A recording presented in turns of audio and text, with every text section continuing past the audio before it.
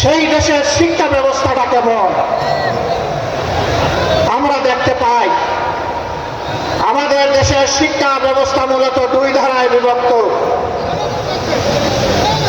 দ্বীনি শিক্ষাকে কেন্দ্র করে সেই শিক্ষার চর্চার জন্য মাদ্রাসা, ছোট মাঝারি বৃহৎ আকারের হাজার হাজার মাদ্রাসা শিক্ষা প্রতিষ্ঠান অস্থির হয়ে উঠেছে। এটি একটি সভ্য দেশের শিক্ষা ব্যবস্থার পরিচয় বহন করে না। প্রিয় দেশবাসী, একটা দেশকে সভ্য দেশ হতে হলে এই দেশটাকে দুর্নীতিমুক্ত হতে হয়। আজ কিছু দল এবং ব্যক্তি বাংলাদেশকে দফায় দফায় তারা দুর্নীতিতে চ্যাম্পিয়ন করে বিশ্বের দরবারে অপমানিত করেছে। এদের সকলের অতীত রেকর্ড দেশে জনগণের ব্যাপক ভালোবাসা দেখতে পাচ্ছে। এই ভালোবাসায় ঈর্ষান্বিত হয়ে মনের জ্বালায় অনেকে আমাদের ব্যানার, ফেস্টুন, প্লেকার্ড, আমাদের পোস্টারগুলো ছিঁড়ে খানখান করে ফেলছে।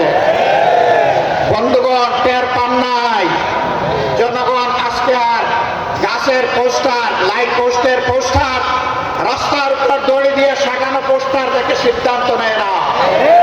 আজকে তারা সিদ্ধান্ত নিয়ে ফেলেছে তাদেরকে তারা ভালোবেসেছে, তাদের বুকের ভিতরে তারা পোস্টার স্থায়ীভাবে স্থাপন করে। রাস্তার পোস্টার ছিঁড়তে পারবা, বুকের পোস্টার ছিঁড়তে পারবে। অতএব ওই পোস্টার ছিঁড়াছিঁড়ি করে কোনো লাভ নেই। দিশাহারা হয়ে, হতাশ হয়ে, ক্রুদ্ধ হয়ে চূড়াগলিতে কেউ যদি হাঁটার চিন্তা করেন তাহলে প্রয়োজনে আরেকটা 5 আগস্ট অনুষ্ঠিত হবে ইনশাআল্লাহ। যেই 5 আগস্ট সন্ত্রাসকে, ফ্যাসিবাদকে তাড়িয়ে দিয়েছিল, সেই 5 আগস্ট প্রয়োজনে আবার রুখে দেবে ইনশাআল্লাহ। সম্মানিত ভাইয়েরা, এখন থেকে ছাত্র জনতা, শ্রমিক জনতা, ব্যবসায়ী জনতা, আপামর জনতা, শিশু থেকে বৃদ্ধ সমস্ত মানবতা ঐক্য আমাদেরকে গড়ে তুলতে হবে ইনশাআল্লাহ। এই ঐক্যই আগামী দিনে বাংলাদেশের জাতীয় সংসদে যাবে বিজয়ীর বেশে ইনশাআল্লাহ। এ বিজয় কেউ ঠেকাতে পারবে না ইনশাআল্লাহ। কারণ আমরা আছি মজলুমের পক্ষে, আমরা আছি অপশাসনের বিরুদ্ধে, আমরা আছি বৈষম্যের বিরুদ্ধে, আমরা আছি ন্যায়ের পক্ষে, আমরা আছি আল্লাহর দেওয়া কোরআনের বিধানের পক্ষে। এ বিজয় আমাদের হবে ইনশাআল্লাহ। সম্মানিত ভাইয়েরা, কেউ কেউ জাতির মধ্যে হিংসা সৃষ্টি করে জাতিকে বিভিন্নভাবে বিভক্ত করতে চান। চিংড়ি মাছের মতো কেউ কেউ পিছনে দৌড়াতে চান।